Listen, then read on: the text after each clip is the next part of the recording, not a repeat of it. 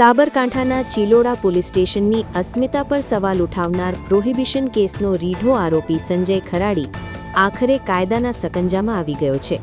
લોકઅપનો દરવાજો ખોલી પોલીસની નજર સામેથી ફરાર થઈ જનારા આ આરોપીને પકડવા માટે પોલીસે દિવસ રાત એક કર્યા હતા।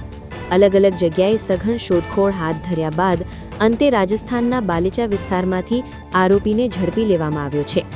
આરોપીના વતનમાંથી જ તેની ધરપકડ થતાં સ્થાનિક પોલીસે હાશકારો અનુભવ્યો છે અને હવે તેને ફરીથી ચિલોડા પોલીસ મથકે લાવવાની તજવીજ તેજ કરી દેવામાં આવી છે।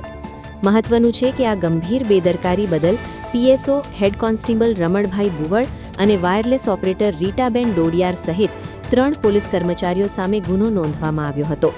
પોલીસ સ્ટેશનની સુરક્ષામાં ગાબડું પાડીને ભાગી જનાર સંજય ખરાડીના કારણે ખાખીની છબી ખરડાઈ હતી, પરંતુ હવે તેની ધરપકડથી તપાસનો નવો દોર શરૂ થયો છે।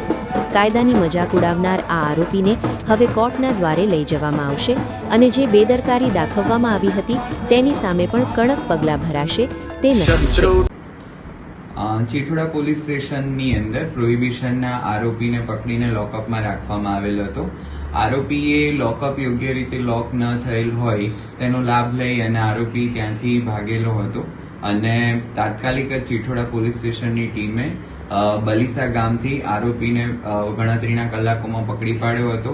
આરોપી વિરુદ્ધમાં ફરારનો ગુનો પણ દાખલ કરવામાં આવેલ છે અને જે પણ પોલીસ કર્મચારીની બેદરકારી છે તેમના સામે પણ કાયદેસરની કાર્યવાહી કરી ગુનો દાખલ કરવામાં આવેલ છે।